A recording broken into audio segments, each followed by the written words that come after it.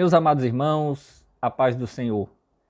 Eu sou o pastor Alex Esteves, da Assembleia de Deus em Salvador, Bahia, e para mim é um motivo de grande alegria e honra estar com vocês na prestigiada Escola de Educação Teológica das Assembleias de Deus, a nossa querida ETAD. Se Deus permitir, estudaremos Hermenêutica Bíblica 1, uma disciplina que é introdutória dos estudos de hermenêutica cristã. Teremos, se Deus quiser, 10 encontros, 10 aulas, e espero que esse período seja proveitoso para você, que seja um período de comunhão. É claro que estamos aqui numa interação virtual, mas nada impede que haja entre nós a boa comunhão fraternal, considerando que essa união se dá na dimensão do Espírito Santo. Nós teremos, como eu disse, 10 encontros, e a nossa referência, é claro que é a Bíblia Sagrada, mas teremos um livro-texto que é editado pela própria ETAD e tem por título Compreendendo a Bíblia. Esse livro foi escrito pela irmã Dorothy Jones. Contém também subsídios escritos por nós no contexto do programa de revitalização do material publicado pela nossa ETAD.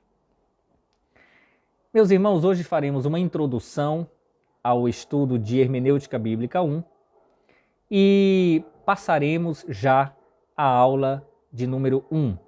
Teremos 10 encontros, como eu já disse, e hoje trataremos de questões preliminares para que possamos adentrar ao terreno da hermenêutica bíblica. Nós vamos agora falar de forma introdutória do nosso propósito e das partes em que se encontra estruturada a nossa disciplina. O propósito do nosso estudo é conduzir o aluno na abordagem racional e organizada das Escrituras Sagradas, de forma espiritual e para a glória do nosso Senhor. Nosso estudo, e isso é muito bem indicado, afirmado no livro Compreendendo a Bíblia, não se baseia apenas no acúmulo de conhecimentos, mas tudo deve ser feito numa perspectiva cristã, espiritual, para a glória do nosso Deus, na pessoa do Senhor Jesus Cristo e com a força do Espírito Santo. Teremos 3 partes. A primeira parte dividida em 4 lições, a segunda parte 3 lições e a terceira parte igualmente 3 lições. Na primeira parte veremos conceitos fundamentais, princípios e terminologia apropriada à nossa disciplina. Na segunda parte veremos 2 métodos de estudo da Bíblia, o método sintético e o método do livro inteiro. A terceira parte será dedicada a 3 outros métodos, o tópico, método devocional e método biográfico. Passemos, portanto, à nossa primeira aula, que diz respeito à abordagem à compreensão. Abordagem à compreensão. Como deve ser a nossa compreensão, ou como se estrutura, em que se deve fundamentar a nossa compreensão das Escrituras Sagradas. A primeira coisa que nós veremos hoje diz respeito à necessidade de se estudar as Escrituras Sagradas. E dentro dessa sessão acerca da necessidade de estudar as Escrituras Sagradas, nós veremos alguns conceitos fundamentais. O primeiro deles é o conceito de hermenêutica. O que é hermenêutica? Hermenêutica é a arte e ciência de interpretar textos. A hermenêutica faz parte da teologia exegética. Teologia exegética estuda o grego bíblico, o hebraico bíblico, a exegese propriamente dita e a hermenêutica. Há também a teologia bíblica, a teologia sistemática, a teologia histórica, a teologia prática. Mas aqui estamos no âmbito da teologia exegética. A hermenêutica parte da premissa de que o texto possui um significado, um sentido, e ela busca discernir o sentido e o alcance do texto. O sentido, o seu significado, a sua mensagem, a compreensão do texto, aquilo que o texto diz. E alcance, qual a sua aplicação, a sua aplicabilidade? Alguns fazem a diferença entre sentido e significado, ou entre significado e significância. A ideia é aquilo que o texto diz em qualquer época, qual a sua mensagem, qual o seu cerne, qual o seu conteúdo, como ele deve ser compreendido, e alcance, significância ou significado para alguns, seria aquilo que o texto diz para mim, no meu contexto individual ou coletivo. Mas isso depois de saber qual o sentido permanente e eterno do texto. Aí eu vou aplicar para a minha vida, para a minha situação social, política, cultural, etc. A hermenêutica trabalha basicamente em torno de 3 pilares: pressupostos, regras e métodos de interpretação. As regras de interpretação, e nós veremos algumas adiante em outras aulas, devem estar em compatibilidade com determinados métodos. Então, quando se estudam as regras de interpretação, essas regras estão identificadas, estão associadas com métodos específicos. E os pressupostos de interpretação consistem em premissas fundamentais para a abordagem de um texto.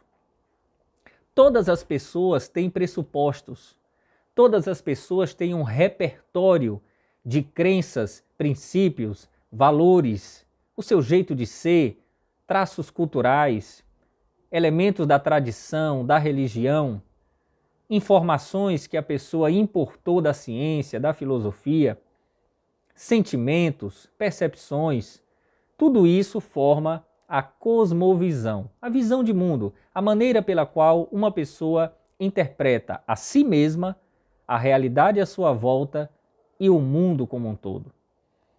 Então, todos nós temos pressupostos, todos nós lemos a vida, interpretamos as coisas e lemos textos, incluindo a Bíblia, a partir de pressupostos.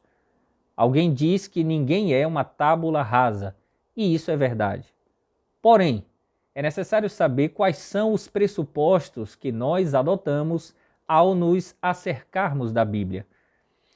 Não se trata então de nos afastarmos da ideia de pressupostos, mas sim de substituir pressupostos inválidos por pressupostos válidos.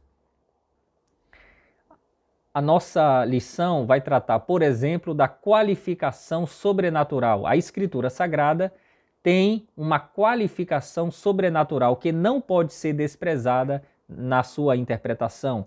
Portanto, o leitor da Bíblia deve saber que uma das características, uma das qualidades, um dos aspectos da Bíblia Sagrada é que ela tem o sobrenatural. Ela fala de milagres, ela fala da ressurreição dos mortos, da ressurreição de Cristo, da segunda vinda de Cristo, fala do dilúvio como algo proveniente de Deus, juízos determinados por Deus, fala da salvação como sendo um fenômeno espiritual, fala dos céus, fala do inferno, fala do espírito humano. Tudo isso são conceitos do mundo espiritual, metafísico. Então, devemos saber que a Bíblia tem essas características. Não são mitos, fábulas judaicas, mentiras piedosas, não. Existe o sobrenatural. E um dos pressupostos válidos de abordagem das Escrituras Sagradas consiste em admitir que a Bíblia tem em si o sobrenatural. Mas outros pressupostos dizem que a Bíblia é a palavra de Deus, divinamente inspirada, autoritativa, inerrante, infalível, perfeita, completa, verdadeira, compreensível, suficiente, absoluta e eterna.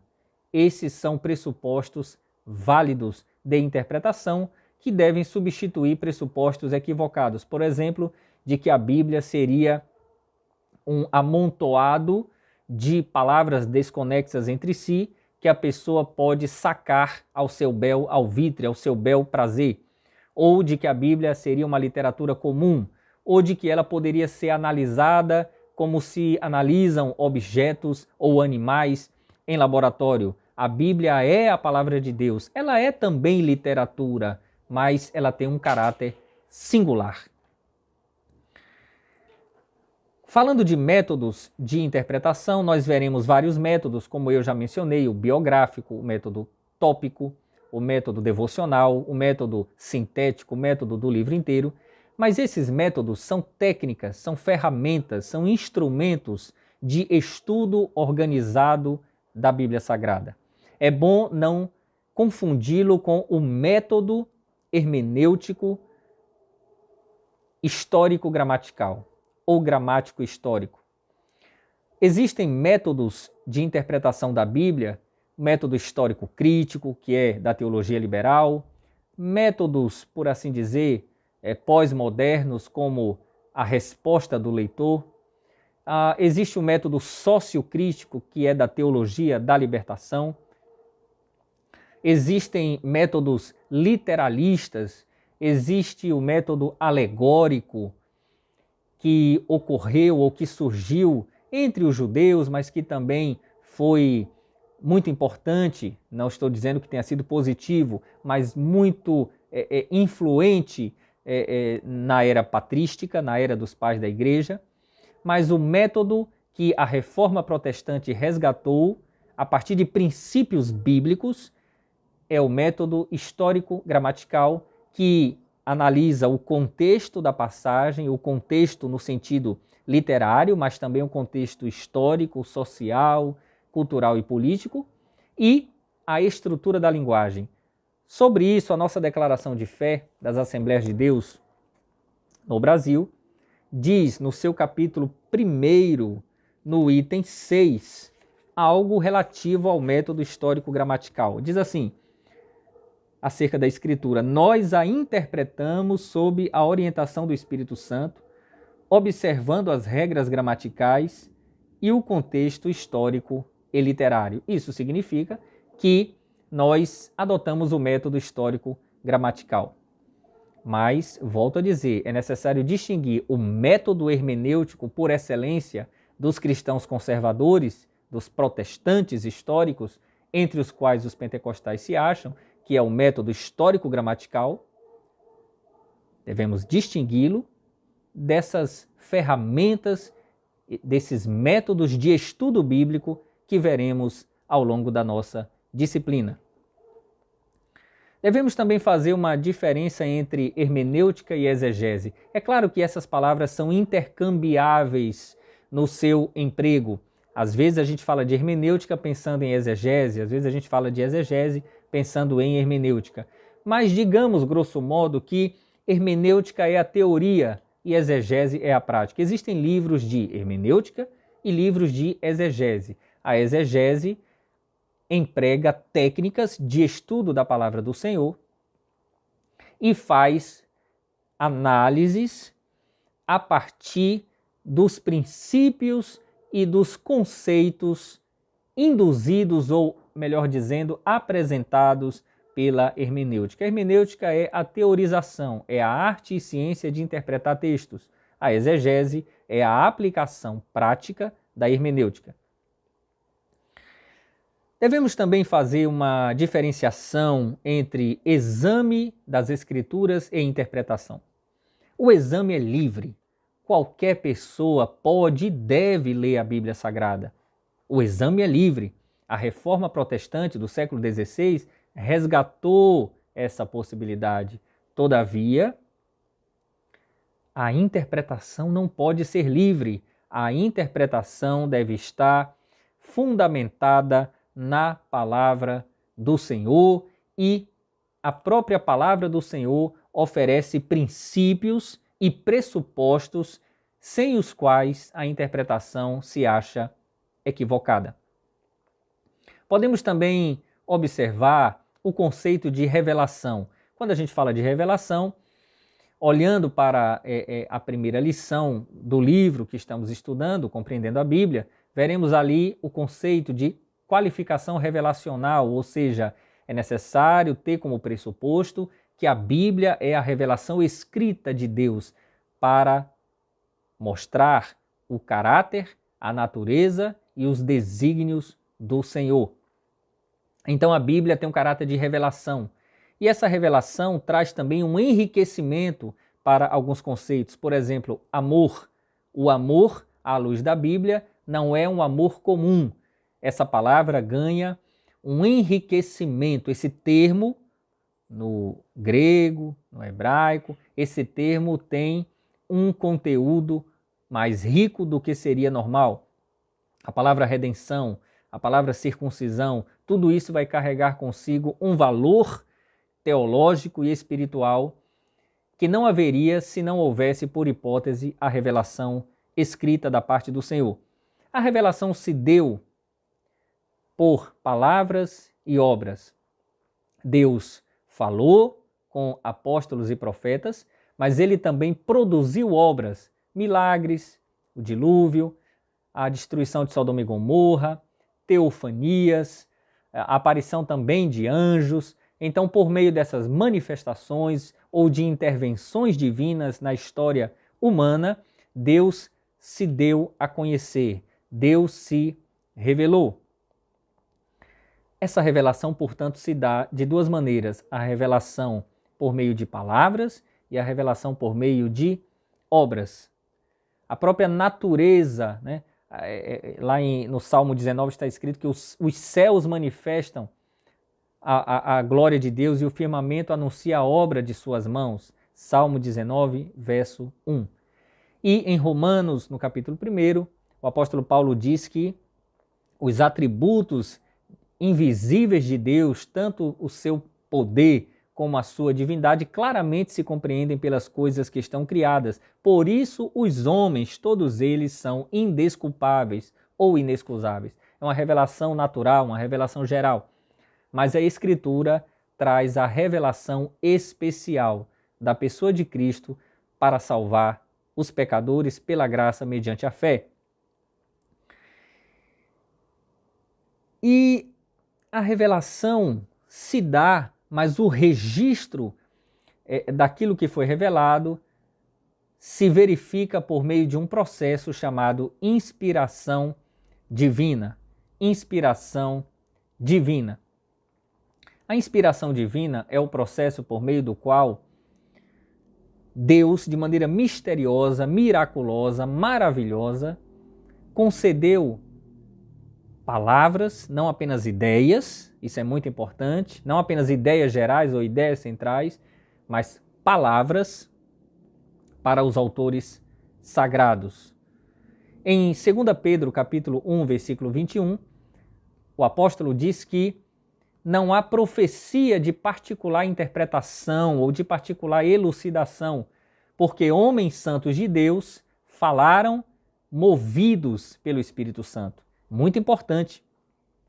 A interpretação deve estar jungida, deve estar ligada, deve estar adstrita à palavra do Senhor, porque a palavra do Senhor não foi registrada ao bel talante dos escritores. Eles escreveram aquilo que receberam de Deus e no processo de inspiração divina nada acrescentaram de si mesmos. É claro que nesse processo as características pessoais, as idiosincrasias, o jeito de ser, não é? A maneira, o vocabulário, a gramática, o estilo literário, as circunstâncias e até o temperamento, a personalidade, a biografia de cada escritor adentraram, mas de uma maneira maravilhosa, aquilo que resultou desse trabalho, dessa elaboração, Não é palavra de homens, é palavra de Deus. É curioso porque uma das características que se estuda hermenêutica acerca da palavra de Deus é que ela tem um caráter divino hífen humano. Caráter divino humano. Não se assuste com isso. Não estou dizendo que a Bíblia seja palavra de homens, mas sim que ela foi escrita em linguagem humana. Grego, hebraico, um pouco de aramaico. Mas tudo o que lá está escrito é palavra do Senhor. E em 2 Timóteo capítulo 3, versículos 16 e 17, está escrito que toda escritura divinamente inspirada é apta. E ele vai dizer quais são os benefícios da palavra do Senhor. Toda escritura divinamente inspirada. Essa ideia de inspiração divina é de que os autores sagrados, lembrando agora também do que Pedro escreveu e acabei de comentar, eles escreveram como que recebendo o sopro de Deus. Inspiração divina não é que Deus inspirou para si. Deus expirou e os autores inspiraram, receberam o sopro do Senhor. Foram movidos, escreveram o que Deus disse. É importante também falar das formas de elaboração. Os autores bíblicos escreveram de maneiras variadas. Houve aqueles que, como Paulo, desenvolveram um longo labor teológico. Lucas faz um trabalho de pesquisa, praticamente de reportagem, que ele menciona na sua obra Lucas Atos. Outros são profetas que escrevem aquilo que ouviram da parte do Senhor, alguns tendo visões, como Zacarias, como Isaías, e outros escrevendo de outra maneira. Moisés, por exemplo, claramente se aproveita, se utiliza de tradições e documentos pré-existentes. E isso não significa de maneira nenhuma que ele não tenha sido inspirado pelo Espírito Santo, porque o registro é que foi inspirado. O registro nos autógrafos. E a Bíblia que está conosco é palavra de Deus. Porque, embora a inspiração tenha sido dada aos autógrafos, aos textos originais, o Deus que é poderoso para criar as Escrituras Sagradas é poderoso para preservá-la em qualquer idioma.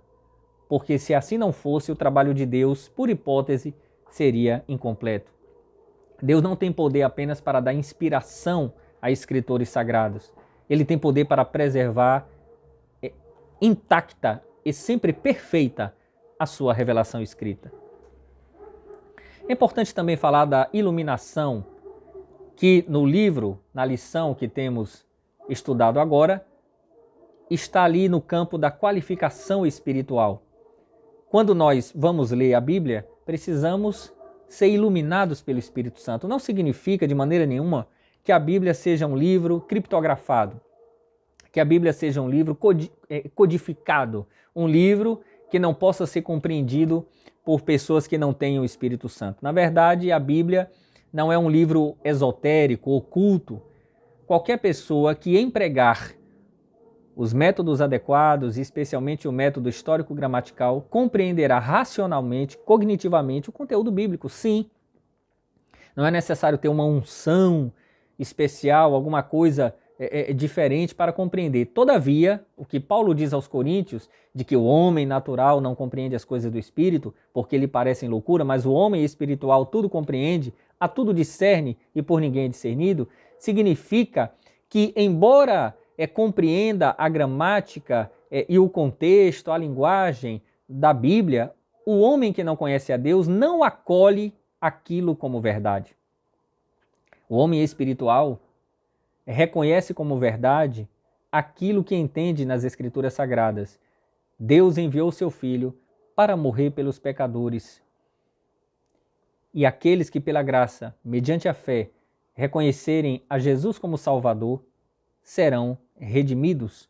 Esta é a suma do Evangelho. É pela iluminação, não pela inspiração, é pela iluminação do Espírito Santo que nós acolhemos o Evangelho como verdade. Falando agora da abordagem do texto revelado, porque até agora estávamos falando da necessidade de se estudar as Escrituras. Mas vamos ver agora a abordagem do texto revelado. Que livro é esse que está diante de nós? Como interpretá-lo? Interpretação vai dizer qual o sentido e o alcance do texto, qual a compreensão e sua aplicação. O que ele diz, e a Bíblia nunca vai significar o que nunca significou, e aquilo que diz para mim, no meu contexto pessoal ou comunitário. A questão da linguagem, né? A linguagem é apropriada para comunicar a verdade? Sim. Se não fosse assim, Deus não teria inspirado homens a registrarem a revelação escrita em grego, hebraico, aramaico. Alguns que são os pós-modernistas, desconstrucionistas, pragmáticos no campo de teorias linguísticas e literárias, têm dito que a linguagem é incapaz, é inidônea, é inepta ou inapta para comunicar a verdade. Todavia, nós sabemos que, embora ainda enxerguemos como que por espelho em enigma, como diz o apóstolo Paulo, aquilo que conhecemos é pleno e é verdadeiro. O apóstolo Pedro, numa de suas epístolas, nos conclama, nos exorta a termos o pleno conhecimento de Jesus Cristo. Não conhecemos tudo, não conhecemos de maneira exauriente, exaustiva, abrangente, mas aquilo que conhecemos, pela graça mediante a fé, pela iluminação do Espírito Santo, é a verdade do Senhor. A linguagem, então, ela tem uma função de comunicar a verdade. Ela tem possibilidades, ela tem prerrogativas instituídas pelo próprio Deus, porque Deus trabalha com a linguagem. Mas ela, claro, que tem limitações. Primeiro porque o homem não é perfeito. E mais ainda, em razão dos efeitos noéticos da queda. Noéticos tem a ver com nous, do grego mente. A nossa mente não funciona como funcionaria se não tivéssemos contraído o pecado original, se não tivéssemos herdado a natureza adâmica. Mas, meus amados irmãos, quando nós interpretamos a palavra do Senhor, devemos interpretá-la pelo sentido comum e normal, porque a Bíblia deve ser interpretada no seu sentido literal. Não estou falando da interpretação literal, porque a interpretação literal despreza o sentido conotativo. O que é isso? O sentido denotativo é o sentido literal. O sentido conotativo é o sentido figurado. São as figuras de linguagem. Veremos isso um pouco mais adiante.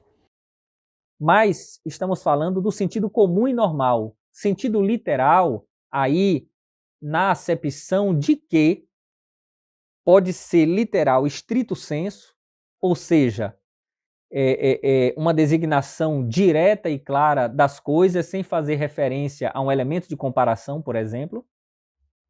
E dentro disso também a linguagem figurada, ou seja, eu posso dizer: minha esposa é linda como uma flor. Minha esposa é linda como uma flor. Eu estou usando uma figura de linguagem que é uma comparação.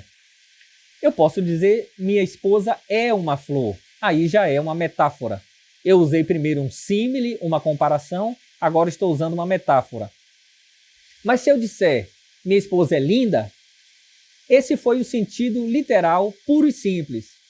Quando eu recorro à metáfora ou ao símile, à comparação, eu já estou no terreno, já estou no ambiente da linguagem figurada, linguagem conotativa e não denotativa. Mas tudo isso é o sentido da linguagem. Eu não estou buscando um sentido alegórico, mais espiritual, oculto, esotérico, criptografado, que não estaria ao alcance do leitor, que precisa então de uma unção nova, alguma coisa diferente. Não. Eu vou manejar os recursos literários da Bíblia conforme a própria Bíblia me permitir. Aquilo que é literal, estrito sensu, e aquilo que é figurado dentro do contexto que a própria gramática e literatura bíblica me ensejarem. Vamos caminhar um pouco mais. Podemos olhar para a Bíblia também pensando na revelação progressiva. Imagine que a revelação escrita da parte de Deus é como uma caixa que tem determinado conteúdo ainda não conhecido e há um pano que vai sendo aberto paulatinamente. À medida que esse pano vai sendo aberto, nós vamos vislumbrando o conteúdo da caixa. E em determinado momento, todo o conteúdo será descortinado. Não há fragmentação na Bíblia nem contradição. A Bíblia tem unidade. Esse é um pressuposto importante de abordagem das Escrituras Sagradas. Unidade. Porém, à medida que a revelação vai se descortinando, novas revelações ou novos insights o Espírito Santo permite que o homem conheça. De Gênesis a Apocalipse, não fora do cânon. Não fora do cânon, porque não há mais revelação canônica, revelação autoritativa. De maneira nenhuma, a Bíblia é suficiente. Esse é mais um pressuposto. Porém, vamos lembrar de Hebreus, capítulo 1, versículo 1. Havendo Deus outrora falado de muitas maneiras aos pais pelos profetas, nesses últimos dias falou-nos pelo Filho, a quem constituiu o herdeiro de tudo, por quem fez também o universo. A Bíblia nos mostra que os profetas inquiriram acerca da nossa salvação, mas com o passar do tempo é que essa luz se manifestou de forma mais elucidativa. Louvado seja o Senhor. Essa revelação progressiva é um conceito, meus amados irmãos, muito importante para nós evitarmos a falácia, a mentira de que a Bíblia é fragmentada, de que a teologia de Paulo briga com a teologia de Pedro, de que a teologia de Pedro briga com a teologia de João, de que o Antigo Testamento não tem continuidade com o Novo Testamento. Né?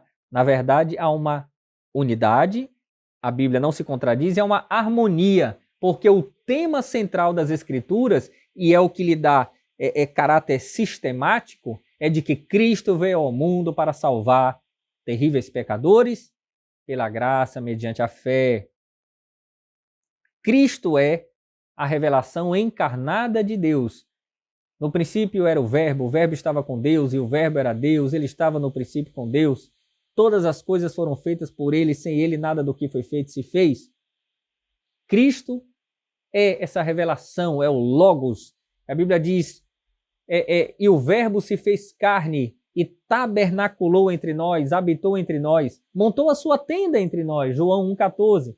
E vimos a sua glória, glória como do unigênito do Pai, cheio de graça e de verdade.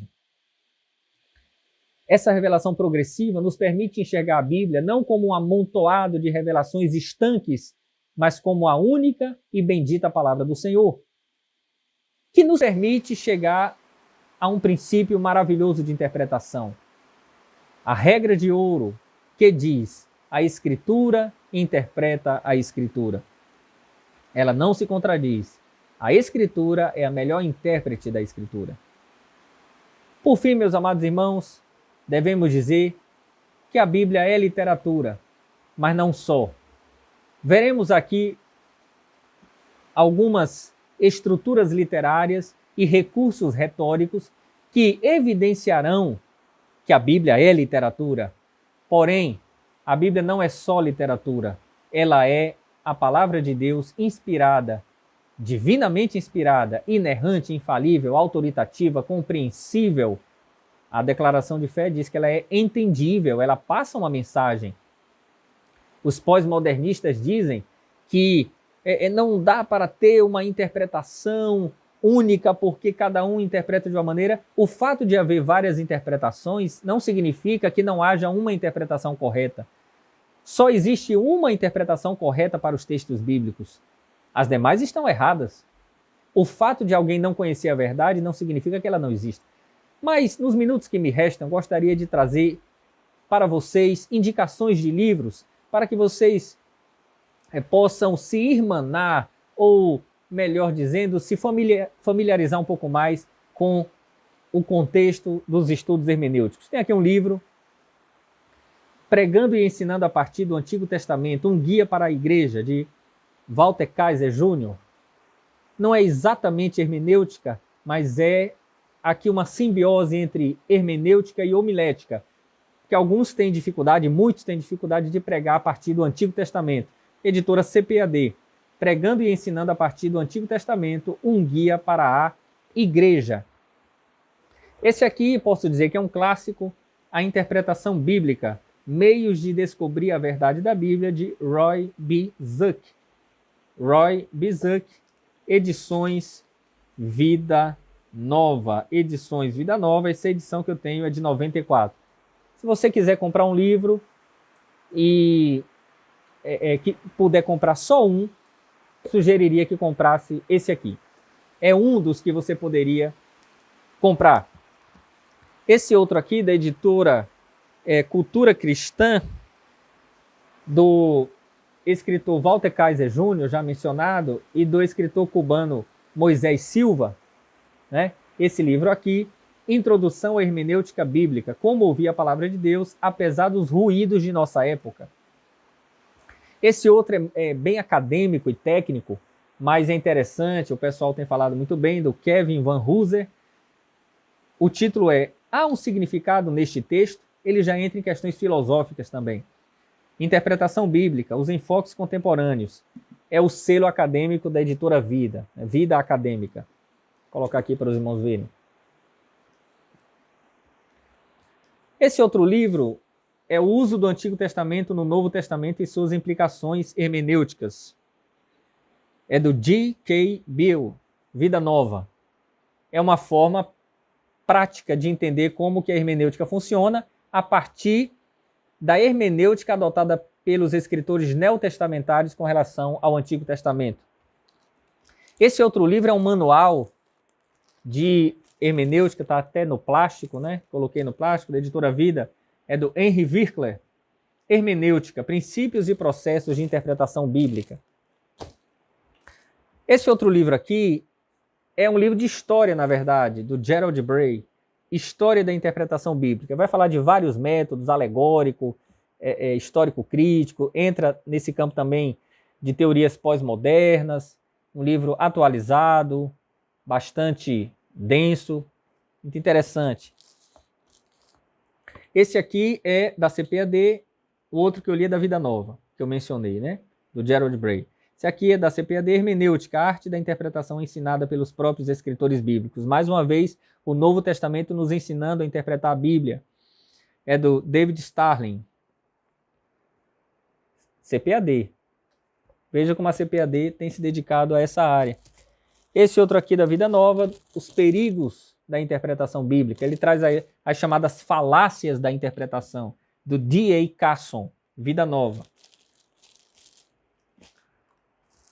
Esse outro, bastante acadêmico, do Grant Osborne, A Espiral Hermenêutica, uma nova abordagem à interpretação bíblica, uma nova abordagem. Aí é uma perspectiva que ele traz para afastar algumas interpretações equivocadas. A Espiral Hermenêutica.